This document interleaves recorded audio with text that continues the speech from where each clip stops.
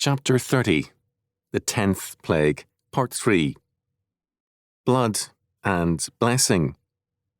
Exodus chapter 12, verses 11 to 17.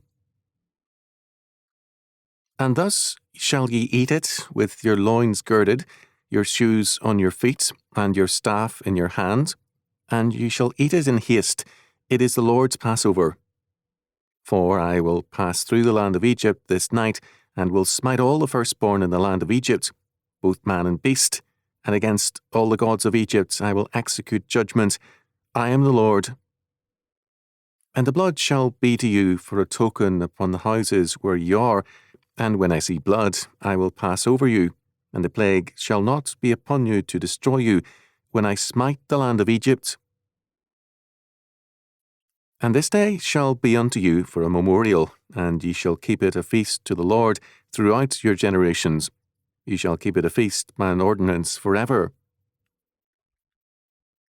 7 days shall ye eat unleavened bread. Even the first day ye shall put away leaven out of your houses. For whosoever eateth leavened bread from the first day until the 7th day, that soul shall be cut off from Israel. And in the first day there shall be an holy convocation, and in the 7th day there shall be an holy convocation to you. No manner of work shall be done in them, save that which every man must eat, that only may be done of you. And ye shall observe the feast of unleavened bread, for in this selfsame day have I brought your armies out of the land of Egypt. Therefore shall you observe this day in your generations by an ordinance forever. Exodus chapter 12, verses 11 to 17. First, Israel is instructed with respect to the Passover.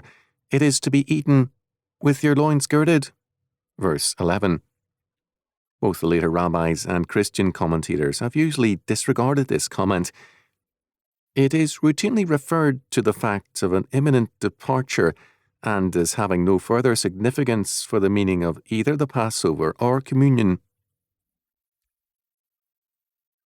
To understand its implications, let us first consider its plain intent. The peoples of many nations in the Mediterranean world and elsewhere once wore robes, which were short in some instances, but more often long. The long, loose robe was practical. It did not cling to the body, and it was cool to wear under a hot sun.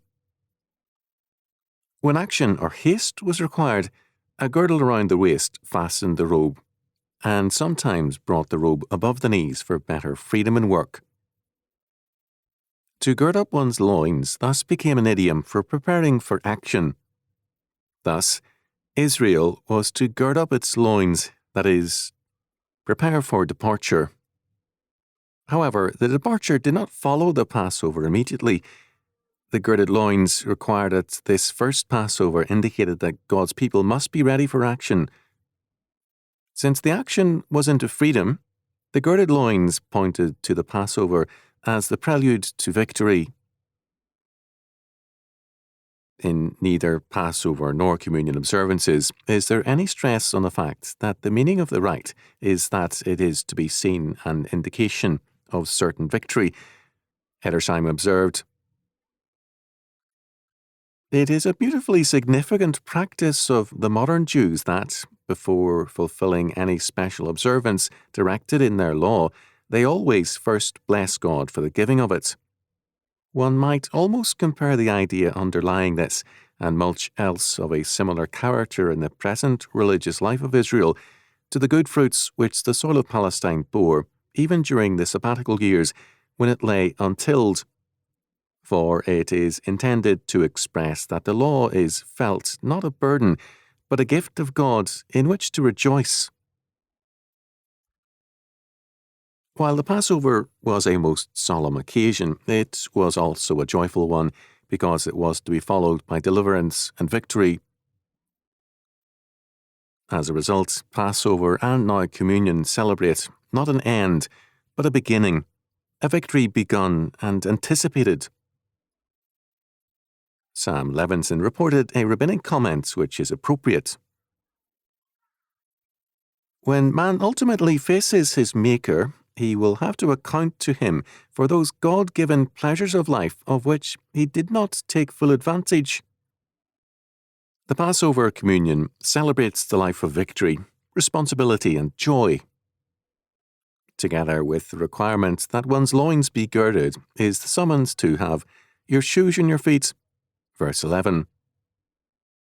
Shoes were not normally worn in the house in those days, and to wear them meant to be ready for action. It is a misreading to see this as preparation for flight. Rather, because on the night of the Passover Egypt's judgment would be complete, it was a sign of victory and acting on a triumph. The staff in your hand, verse 11, also referred to the same fact, as well as the eating in haste. Second, God would in that one night destroy all the firstborn of Egypt, both man and beast. Third, we are thrice told in Scripture that blood stands for life. Genesis chapter 9 verse 4, Leviticus chapter 17 verse 11, Deuteronomy chapter 12 verse 23. Life is God's creation and cannot be taken apart from His law. Permission is given to kill for certain offences in self-defence, war, and so on, and also to kill certain animals for food. Animal blood could not be eaten. Life belongs to God. Animal flesh is God's gift to men for food, and it is to be eaten with thanksgiving. A covenant was made in blood to signify the death penalty for breaking the covenant. Egypt's firstborn died in this 10th plague. The firstborn male represents that which is prior, the strength of a family, its nearest future in carrying on a family's responsibilities. To cut off the firstborn is thus a severe judgment. The Passover is initially celebrated as the firstborn of Egypt die. Communion marks the death of the firstborn and the only begotten Son of God, to atone for our sins and re-establish us in God's covenant. Fourth, the Passover was to be observed on the 14th day of the month, Abib, and the Feast of Unleavened Bread from the 14th to the 21st for a week. All leaven was to be removed from the house on the day before the Passover. The leaven, or yeast, signified corruptibility, that which passes away, man's work. The Passover and communion set forth God's work, which cannot pass away. The absence of leaven signifies our eternal security in God's salvation. The 7 days took place at the beginning of the barley harvest, and in Leviticus chapter 23, verses 9 to 14, a sheaf of barley is offered at this time. Fifth, God says that the blood on the doors shall be to you for a token, that God will spare that house. It was not God who needed the sign or token, but the people. By recognizing the necessity of shed blood, they confessed their need for a substitutionary and vicarious sacrifice to spare them the judgment of God. It is thus, to you for a token, and also an annual memorial, verse 14. They are to remember what God has done for them. Sixth, failure to observe the Passover properly, that is, to eat leavened bread, for example, meant excommunication, verse 15. Basic to the life of a people is atonement, and the neglect of this fact, or its careless treatment, means an unregenerate man. Seventh, God declares that the death of the firstborn is a judgment on the gods or princes of Egypt, on their faith and their leadership. Eighth, the event is to be observed annually as a memorial. The emphasis of the ritual is on action, on responsible advance. The girt loins, shod feet, and a staff in hand do not refer to normal table postures. At the same time, a ritual is markedly different from an armed march. The two emphases are inseparable, and the separation of the ritual from action has seriously hurt the meaning of the rite. Both in Jewish and Christian circles, mystical thought has clouded the meaning. Blood is shed, signifying the shed blood of God's substitute, God the Son, Jesus Christ. The shed blood signifies deliverance from death, but also much more, deliverance from death into life and blessings. To omit this aspect is to cloud the meaning. Paul writes, "Purge out therefore the old leaven, that ye may be a new lump, as you are unleavened. For even Christ our Passover is sacrificed for us. Therefore let us keep the feast, not with old leaven, neither with the leaven of malice and wickedness, but with the unleavened bread of sincerity and truth." 1 Corinthians chapter 5, verses 7 and 8.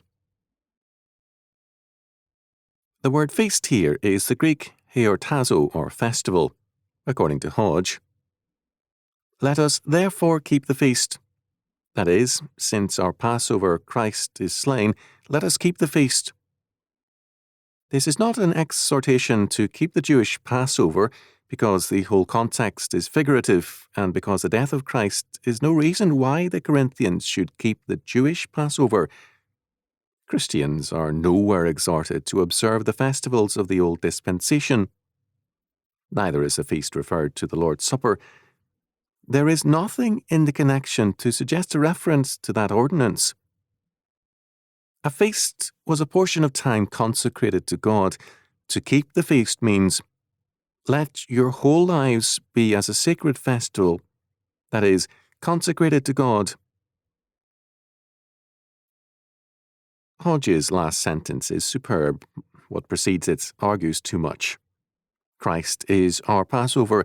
He is sacrificed for us.